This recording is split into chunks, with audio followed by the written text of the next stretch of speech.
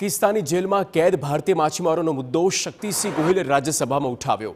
શક્તિસિંહ ગોહિલના સવાલના જવાબમાં સરકારે કહ્યું કે હાલ કુલ 211 ભારતીય માછીમારો પાકિસ્તાની જેલમાં કેદ છે, જેમાંથી 139 માછીમારો ગુજરાતના છે।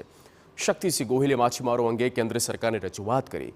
પાકિસ્તાની જેલમાં કેદ ભારતીય માછીમારો પોતાના પરિવાર સાથે પત્ર વ્યવહાર કરી શકે તે માટે સરકારે પ્રયાસ કરવો જોઈએ।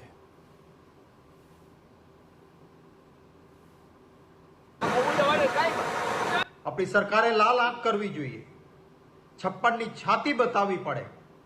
પાકિસ્તાનમાં રહેલો આપણો કોઈ ગુજરાતી કે ભારતીય કેદી પોતાના ઘર પરિવાર સાથે સંપર્ક પણ ના કરી શકે। આ માનવ અધિકારનો પણ ભંગ છે। જરૂર પડે તો આંતરરાષ્ટ્રીય સ્તર પર પણ આ મુદ્દો ઉઠાવીને એકબીજા પરિવાર અને કેદી વચ્ચેનો, કારણ કે આ કોઈ આતંકવાદીઓ નથી, ભૂલથી માછીમારી કરતા સરહદ ક્રોસ કરીને ક્યારેક ના કરી હોય તો પણ પાકિસ્તાન મરીન ઉઠાવીને લઈ જાય છે।